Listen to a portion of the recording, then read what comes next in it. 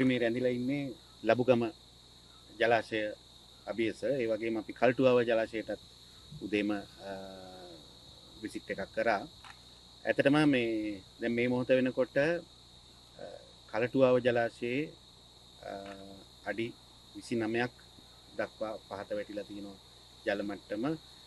ඒ වගේම මේ ලබුගම ජලාශය ඔබට පැහැදිලිව පේන්න තියෙනවා. මේකේ අඩි 23ක පමණ ඩ්‍රොප් එකක් ඇති වෙලා තියෙනවා. ඉතින් මේ තත්ත්වයත් එක්ක ලබුගම සහ කල්ටුවාව තමයි කොළඹ දිස්ත්‍රික්කයට ජලය සම්පාදනය කරන ප්‍රධානම මූලාශ්‍ර දෙකක් වෙන්නේ. මීට අමතරව අපිට තියෙන අඹතලේ මූලාශ්‍රය.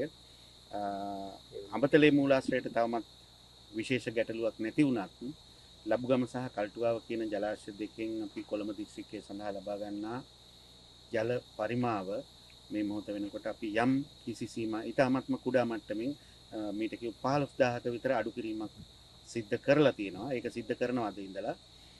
ඒකට ප්‍රධානම හේතුව අපි දැනට ලබා ගන්නා ප්‍රමාණයම මේ විදිහට දිගට අපි කරගෙන ගියොත් අපිට දින 20ක් වගේ කාලයක් යනකොට මේක ජල මට්ටම ප්‍රමාණවත් වෙන්නේ දින 20කට වගේ කාලයකට. ඒක නිසා අපි කාලගුණ විද්‍යා දෙපාර්තමේන්තුවේ කාලගුණ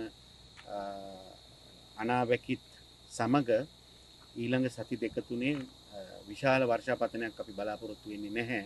ඒක නිසා අපි යම් සීමා කිරීමකට ලක් කරනවා ලබුගම සහ කල්ටුවාවෙන් ලබා ගන්න ජල ප්‍රමාණය. විශේෂයෙන් අපි කල්ටුවාවෙන් තමයි ලබා ගන්න ජල ප්‍රමාණය යම් අඩු කිරීමකට ලක් කරන්නේ. ලබුගමින් සාමාන්‍ය පරිදි අපි ජලය ලබා ගන්නවා.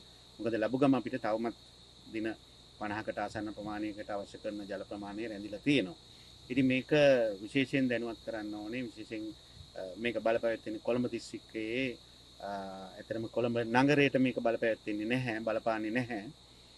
ගොඩක් වෙලාවට මේක බලපාන්නේ මේ හෝමාගම, මහරගම, පිළියන්දල, කොට්ටාව, පන්නිපිටිය මේ වගේ ප්‍රදේශවලට තමයි මේ ලබුගම කල්ටුවාවෙන් විශේෂයෙන් ජල සම්පාදනය කෙරෙන්නේ. එම ප්‍රදේශවල යම් ජල සම්පාදනයේ යම් සීමා කිරීම අපිට සිද්ධ කරන්න සිද්ධ වෙලා තියෙනවා.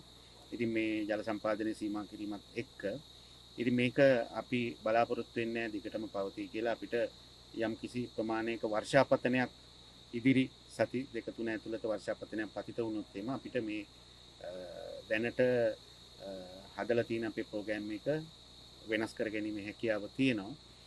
දැනට අපි ඇත්තටම සූදානම් වෙලා ඉන්නේ ටිකක් නරකම තත්ත්වයක් ඇති වුණොත් අපිට මුණ දෙන්න පුළුවන් තත්ත්වය මොකක්ද කියලා බලලා තමයි අපි ඇත්තටම මේ වැඩපිළිවෙල හදාගත්තේ. අතරමැදදී යම් වර්ෂාපතනයක් ආවොත් අපිට මේ තත්ත්වය වෙනස් කර ගැනීමේ හැකියාව තියෙනවා. ඉතින් එතනදී අපි ඇත්තටම යම් ප්‍රදේශවලට දින 5කට වතාවක් ජලය සීමා කිරීමට අපි අපේ වැඩපිළිවෙලේ අපේ ප්‍රෝග්‍රෑම් එකේ හදලා තියෙනවා. ඉතින් මේ ජලය බිඳවට්ටන එහෙම නැත්නම් ජලය සම්පාදනයේ නවත්තන කාල සීමාව එක එක ප්‍රදේශත් සමග වෙනස් වෙනවා. සමහර ප්‍රදේශවලට පැය 24 දක්වා යන විදිහට අපි හදාගෙන තිබුණා. නමුත් මේක අපි බලාපොරොත්තු වෙනවා යම් අඩු කිරීමක් කරන්න. පැය 24ක් කියන එක කාලය ටිකක් දීර්ඝ වැඩි කියන එක අපිට යම් තැන්වලින් අපිට දැනුම් දීලා තියෙනවා. ඒක ටිකක් මුණ දෙන්න අමාරුයි කියලා පැය 24 කියන එක. අපි ඒකින්ද මේක පැය 24 කියන එක අඩු කිරීමකට ලක් කරලා පැය 18කට හෝ 12කට සීමා කරගන්න බලාපොරොත්තු වෙනවා. හැබැයි ඒකත් දින 5කට වතාවක් තමයි එක ප්‍රදේශයකට පැමිණෙන්නේ ඒ වතුර නැවැත්වීම.